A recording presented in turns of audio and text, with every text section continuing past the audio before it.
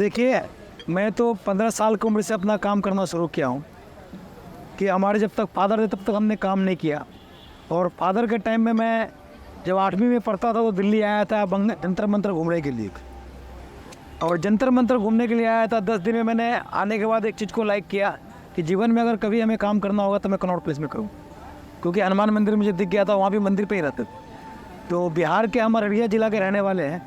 अररिया ज़िला Forbesganj main town में घर है मेरा, वार्ड नंबर 13 में मेरा मकान है।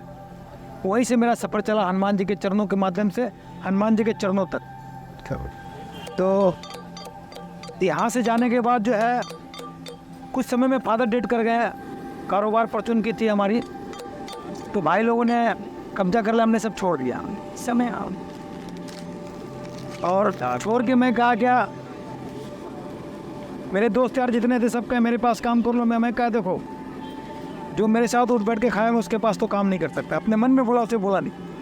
और मैं कहा कनॉट प्लेस जाकर होटल में नौकरी कर लूँगा और मेरे लिए बेहतर है, लेकिन दोस्तों क्या नौकरी नहीं कर सकता। जो मेरे यहाँ मेरे साथ उठा बैठा खाया पिया मैं नहीं कर सकता। फादर की मर्द है वो, मैं ही सोच के कनॉट प्लेस आ गया। तो यहाँ आया तो मेरे जेब में पैसे भी समझ लो नाई के बराबर थे। और इतने बड़े बिल्डिंगों को देख के हम कभी घबराते भी थे कि साला कहाँ सोएंगे कहाँ बैठेंगे। लेकिन शिवाजी स्टेडियम मेरी ज़िंदगी का शुरुआत है। मैं वही स्टेडियम पे आकर जो है ना, टेलीफोन बूथ है, DTC बूथ आज भी है, वहाँ पे एक वाटर ट्रॉली लगा करता था, अभी भी लग रही है सर।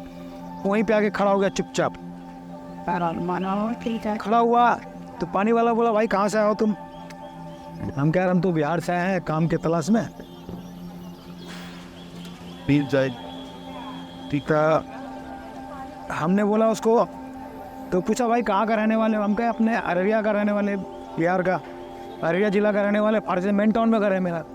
तो खुदा ना खास्ता भगवान का कृपा या उस मालिक का देन है, वो लड़का हमारे गांव का ही निकल गया। उसका फादर मेरा फादर दोस्त, वो भी उनका भी परचून का काम था।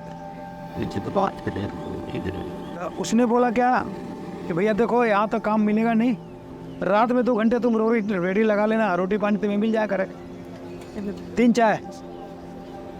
तो मैं कहा चलो भाई ये भी ठीक है, कम से कम रोटी का जुगाड़ तो हो गया। उसके बाद मैंने रात में 2 घंटा रेडी लगाना शुरू किया। वो अपना काम धाम करके चले जाता था, बोलता था नेता आप जो है रेडी का धुलाई पुजाई कर देना और जो पैसा बिकेगा वो तुम्हारा हो जाएगा। उस टाइम में पहला दिन में 150 रुपया कमाया था। उस टाइम की बात, आज 35 साल पहले की बात बता रहा है, जब 5 पैसे गिलास, 4 ना गिलास 15 पैसा गिलास बिकती थी पानी। उसके बाद मैं लगा रहा, जान पहचान बढ़ती चली गई। रेडी के सफ़र से हमने मालिक भी बना। एक टाइम ऐसा कि सिपी में मेरा 8-8 रेडी लगती थी। रेडी से मुझे नफरत हो गया, क्योंकि जितने भी पानी रेडी लगाते हैं ना, तो हम लोग जो ओनर होते हैं ना, सबको 1-1 इंची पानी फ्री देते हैं, ताकि किसी को पिलाना या किसी को करना। एक करते क्या है, ये पिलाते नहीं अपना दिहाड़ी बनाने का चक्कर में, एक भिखारी को पानी नहीं देते हैं। कुछ समय बाद मुझे लगा कि मैं भंडारा में गाड़ी फ्री करता था बड़ी, तो मैं कोई भंडारा अपनी रेडी को फ्री से वहाँ भेज देता था, ये लोग किलसते थे। उसके बाद कुछ समय बाद 4-5 सालों में सारे 8-9 गाड़ियाँ थे बेच दिया हमने। बेच के बैठ गया घर पे, राजा वाले सेक्टर 4 में रहता था मैं। तो शाम के टाइम में उसके बाद रेडी पीरियड में मेरा शादी हुई थी, तो परिवार को लेकर बैठा था। तो वहाँ लोगों ने बोलने लगा भाई नेताजी कब तक बैठ के खाओगे तुम? हम क्या यार, कमाया किस दिन के लिए था, इस बार आराम भी तो हो जाए। उसी में 2-4 दोस्त थे, यार तू क्या बैठ के टाइम बर्बाद कर रहा है, बोले मैं। तो मैंने बोला क्या हो गया? तू चाय का काम कर रहा है, तू हमको कौन काम बता रहा है, चाय का काम कर ले। जब तो तुम लोग कुछ ना कुछ बताया, आराम से बैठने भी नहीं दे रहे हो। फिर मैंने क्या हुआ, मेरा आदत क्या कि मैं किसी का सुनता भी हूँ। एक दिन बड़ा खुंदक के बैठा था, फिर उसने उसी बात को उसी टॉपिक पे छेड़ दिया। हम कहा चाय ही बेचूंगा, तो चलो चाय बोलता है ना। मैंने 2 किलो दूध से चाय का सफ़र का शुरुआत किया था, और घूम फिर कर रिगल जनपद हनुमान मंदिर, मैं कहीं भी होता था, मेरा स्टैंड हनुमान मंदिर हुआ करता था। अब 2 किलो दूध से मैं 1 कुंटल दूध का चाय बनाकर बेचना शुरू किया। दिन में 4 चक्कर लगाता था, सुबह 8 बजे से लेके 11 बजे तक, 1 बजे से लेके 3 बजे तक, ऐसे 4-5 चक्कर लगाया करता था। ऐसे लगाते लगाते मेरा 4 साल हो गया घूम फिर कर चाय बेचते हुए। धक्के हमने बहुत खाया, ऐसे छोटा मोटा काम 2-4 दिन मैंने रिक्शे भी चलाया, मुझे भी बेचा, ये सब काम बहुत किया हमने। उसके बाद उसी में एक दोस्त मिल गया, कह रहा यार तू कब तक घूम फिर कर चाय बेचेगा, आज शरीर में ताकत है कल। हमने कहा यार उसका भी बात सुनना चाहिए, ये भी सही बोल रहा है। तब बोले उपाय बता। बगल में मंडी लगती थी फूलों की बहुत बड़ी। मैंने बोला यार तू जुगाड़ बना, मैं बैठ जाऊँगा। उसने जुगाड़ बना दिया मंडी में बैठने का। अब धीरे धीरे बैठना मैंने कम कर दिया। सुबह 4 बजे लगाता था और दिन में 9 बजे तक। ऐसे लगाते काम कहीं ज़माने में समय लगता है, वहाँ साल भर लगा मेरे ज़माने में। उसके बाद मैंने घूमना फिरना छोड़, मंडी में लगा रहा। सुबह 4 बजे लगाता था, 10 बजे तक दुकान बंद। फिर भी शाम को 1-2 चक्कर लगा लेता था। खाली टाइम में क्या करता, क्या 4-5 घंटे का काम था, 4-5 घंटे में सारा दिन का आमदनी हो जाता। इसी तरह करते करते मंडी 2005 तक लगी। मंदिर में आना जाना था ही, जान पहचान था ही। फिर उसके कहने पे मंडी में बैठ गया, वहाँ भी मुझे सफलता मिली। कभी भी फ्यूचर में, एक तो पहली बात, करियर को अगर बनाना है तो जीवन में कभी नहीं नौजवान को घबराना चाहिए। चाहे वो शिक्षा एजुकेशन लाइन हो, चाहे बिजनेस लाइन हो, उतार चढ़ाव जीवन में रहती है और मालिक सबको एक बार चांस देता है। मैं तो यही कहूँगा हिंदुस्तान का हर नौजवानों से, जीवन में कभी घबराओ नहीं, एक दिन कदम तुम्हारा चुनेगा। अगर आप में क्षमता है तो आप एक दिन हीरो जरूर बनोगे। आज ये दिन है कि आप लोग मेरे नाम से आते हैं चाय पीने के। तो ऐसा है, तो मंडी 2005 में गाजीपुर चली गई। क्या चाचा वहाँ पैकिंग का काम करते थे, तो गाजीपुर चली गई। तो मैं 1-2 बार गाजीपुर गया। मैं कहा भाई मेरे बस की तो है। फिर मैं यहाँ से नहीं, खंबे के पास बैठा, वहाँ लोगों ने लट चलाने लगा।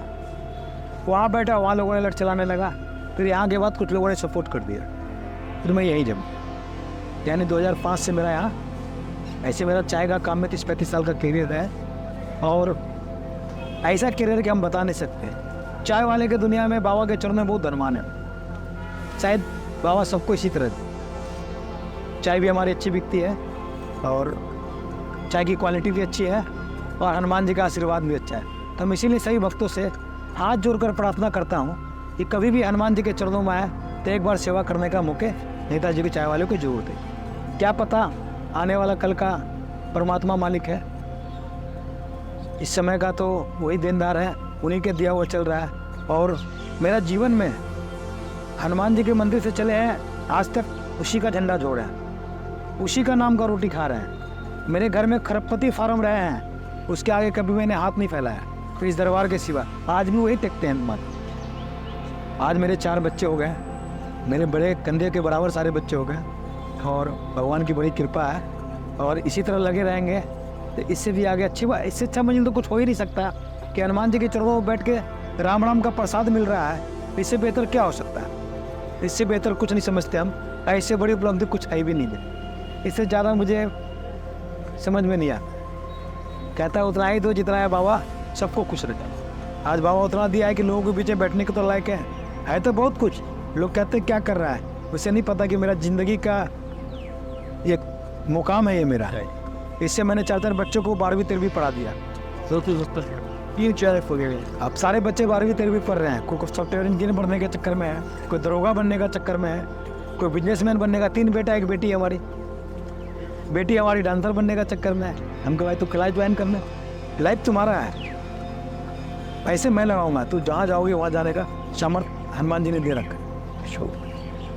तो यही कहेंगे कि हिंदुस्तान का जो भी नौजवान है, थोड़ा कमती हो बेसी हो और घबराए नहीं, तो मुकाम उसके कदमों में है। मेरा बेटा कोटा में पढ़ता था, उस पीरियड में 20-25 बच्चे मर गए। मैंने बेटा को बोला पढ़ाई करो, चिंता मत करो, टेंशन मत लो, भगवान का नाम लो, पढ़ाई भी करो, हनुमान जी का सर। तुम्हारा बाप गांव में भी हनुमान जी को जोत जलाता है, यहाँ भी बाबा का जोत जलाता है। पहला मेरा दुकानदारी बाबा का जोत, क्योंकि उसी का दिया हुआ दिल का जिंदगी का रोशनी है और ये मैं कभी भूल नहीं सकता। मैं अपने बाल बच्चों को भी बोलता हूँ, मेरे पास जो काम करने वाला वर्कर है उसे भी कहता हूँ ईमानदारी से काम करोगे, व्यवहार अच्छा रखोगे तो मेरे से आगे और भी दुकान लगा सकते। आज मेरी दुकान को देखकर 20 दुकानें लगे हुई, इसी भी क्या करोगे? जय श्री राम। क्वालिटी नहीं दे सकता है और मैंने कह दिया मैं गिर जाऊँगा, इस दरबार में क्वालिटी नहीं गिरने दूंगा। अगर सेवा मिला तो विधानसभा चुनाव में भी एक बार टक्कर दिखाऊंगा। कोशिश मेरी यही है, सपना बड़ा रखो, छोटा नहीं। बड़ा रखोगे तो आपको पता है नरेंद्र मोदी जब गुजरात में झंडा फहराता था ना, तो लाल किला का फोटो लगाया करता था पीछे। वो कह के नहीं लगाया करता था, लाल किला उसका सपना था कि एक दिन झंडा फहराए। आज वो फहरा रहा है। चाहे था महाराज के देश। तो मैं यही कहूँगा कि बस बहुत गिरता हुआ से, लड़ता हुआ से, पढ़ता हुआ से आज एक मुकाम पे है। घबराया नहीं मैंने कभी, बहुत मुसीबत है। मैंने वो भी दिन दिखा कि 4 महीना गुरुद्वारा में सेवा, बहुत दिक्कत है जना वो, लेकिन हाथ इसी के आगे फैलाया मैंने, और किसी के आगे नहीं। इससे बड़ा मैं किसी को माता पिता के बाद इसी को मानता हूँ। यही भगवान है मेरे लिए, यही गुरु है, यही सर्व सम्मान है मेरे लिए। इसने जो मुकाम दिया है शायद जीवन में करोड़ों रुपया खर्चा करके नहीं मिल सकता। घर का नाम मेरा शत्रुघ्न गुप्ता, बाबा का चरणों का नाम आशीर्वाद में नेताजी चाय वाला। अरबों रुपया नेता खर्चा कर देता, उसको लोग नेता नहीं बोलता है, लेकिन गांधी टोपी कुर्ता पजामा पहनकर बैठे लोगों ने नेताजी चाय वाले का गड़गड़ाहट होता है। आपको पता भी 1 महीना पहले आज तक का चैनल पे आए थे। हिंदुस्तान का कोई चैनल नहीं जिसने मेरा आर्टिकल नहीं लिया होगा, कोई चैनल नहीं बाकी है। जापानी मीडिया ले गई है मेरा इंटरव्यू, अभी 3 महीना पहले 3000 रुपये लिया भी मैंने उससे। गलत क्यों बोलूँगा भाई? तुम्हारे लिए धूप में 4 घंटा खड़ा हो करूँगा, क्यों करूँगा? 4 लेबर लगा के बैठूँगा 4 घंटा, तो उनका तैयारी तो चाहिए ना भाई। तो आपसे नहीं कह रहे हैं, वो कह रहे हैं बाहर का लोग फ़ायदा क्यों लेगा, हमारा देश का लोग लेना। हम हिंदुस्तानी हैं और हिंदुस्तान के जनता के साथ हैं, बाहरी लोगों के साथ नहीं हैं। अपने वतन के लिए मर मिट जाएंगे, दूसरे के लिए क्या करेंगे?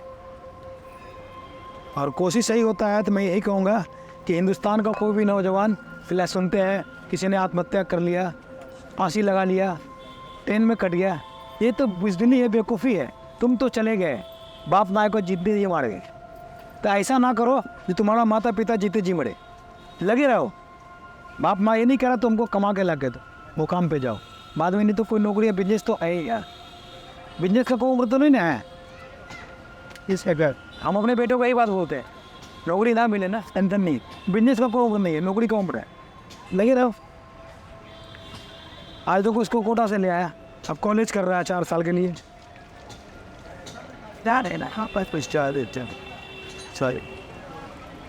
तो हम एक ही बात बोलेंगे, मैं अपने वर्करों को भी बोलता हूँ, ये मेरी नहीं तुम्हारी संपत्ति है, इसे मुझे ले नहीं जाना है, सब यही धर के जाना है। जीवन का सपना है, कहता है मेरा है तेरा है, ये जितने भी है बीवी बच्चे दोस्त यार भाई बंधु सब स्वार्थ की ज़िंदगी जी रहे हैं। आप जो कर्म करोगे वही आपका वहाँ सारथी बन के जाएगा।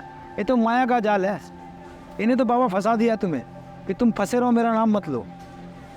लेकिन हम लोग उसका करी तोड़ के उसका आसमन करते हैं। मैं यहाँ जो बैठता है ना, मेरा कोई काम नहीं है, बस ध्यान में लगे रहते, अपने काम में लगे रहते। कोई बोलता है तो 2 बात भूल लेते हैं, जैसे आपने आया, आपसे बात हुई, आ जाओ भाई। यही हनुमान जी की दया है, इससे बड़ी दया कुछ नहीं हो सकती। वक्त वो भी था मेरा जब हम एक चारपाई पे सब सोते थे तो बारिश आया करता था, तो भगवान से यही बात करते, बाबा कब तक परीक्षा लोगे मेरा? 3 साल में एक साथ में 4 मंजिल बिल्डिंग बना। आज वहाँ सोने वाली मात्र एक बेटी है, बाकी सब दिल्ली में फिर रहती। तो उसकी दया होनी चाहिए। और जितने भी अर्जी जीवन में लगाया मैंने हनुमान जी को, बाबा ने सब स्वीकार किया। अब एक लगा रखे, लगना 2-4 दिन में फाइनल कर देगा वो, एक कई साल से लगा हुआ, हो जाएगा, मुझे पता है हो जाएगा कुल्हड़ में से। तो इसकी दया के आगे किसी के, देखो मेरे पीछे कितने लगे हुए लोग, सारे मेरे विरोधी है, दुकानदार जितने भी हैं, लेकिन वो विरोधी नहीं है। इसी बात से बड़ा खुश होता हूँ, फिर भी लोग हमें छोड़ते नहीं हैं। तो उससे बड़ा दयावान कौन होता है? देने के लिए बैठा है यार, तुम लो तो सही सही दिल से। हमारे साथ में कितने चाय वाले चल रहे हैं, देखिए यहाँ पे आइसक्रीम बेचने वाले चाय बेचने लगे, लाखों रुपए की कचौड़ी बिकने वाले चाय बेचने लगे, 2-2 किलो स्मैक बेचने वाले चाय बेचने लगे, मेहंदी लगाने वाले चाय बेचने लगे, हस्तरेखा देखने वाले पंडित चाय बेचने लगे, जूस बेचने वाले चाय बेचने लगे, लस्सी बेचने वाले चाय बेचने लगे। लेकिन उसकी बड़ी दया है, उससे बड़ी दया किसी की नहीं है। आज भी मेरा चमक वही है, लाख दुकानदार आ जाए क्वालिटी नहीं जाता, व्यवहार कहीं नहीं जाता, भगवान का नाम कहीं नहीं जाता।